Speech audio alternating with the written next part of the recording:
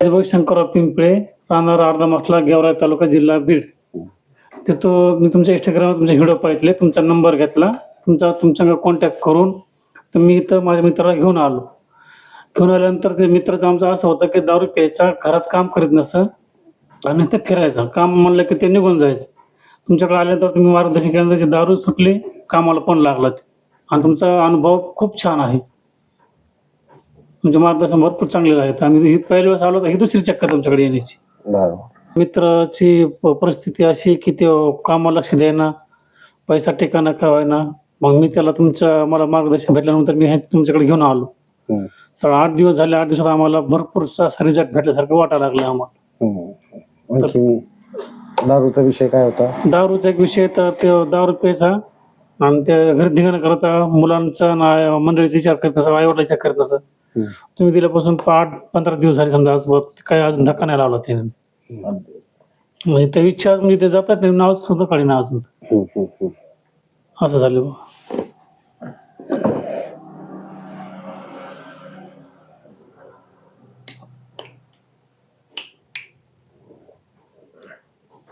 जय good पाणी.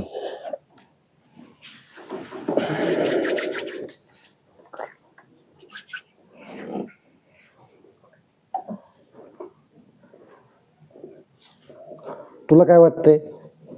बरं वाटतंय आता. हा, बरं वाटतं. पहिल्यापेक्षा दारू प्यायची इच्छा होती, नाही. बंद झाली पूर्ण? पूर्ण. ओके. ये पुढं.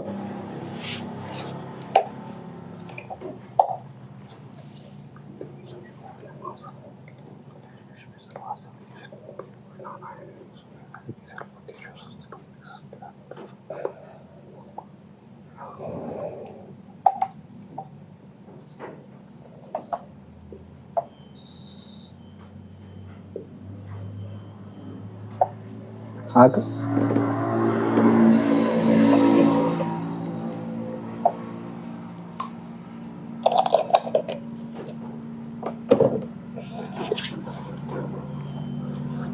आता याच्यानंतर दारू पूर्ण बंद. आता काय यायची गरज नाही. ठीक आहे.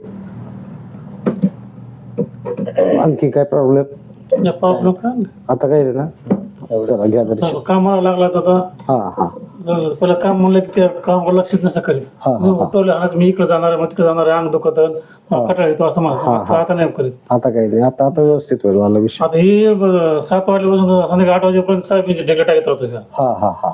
सकाळी उठला तरी त्याची गाठ भेट सुद्धा पडत नाही. असं चाललंय आता. चांगलं, काय हरकत नाही. आता व्यवस्थित होऊन जाईल. हेच विषय.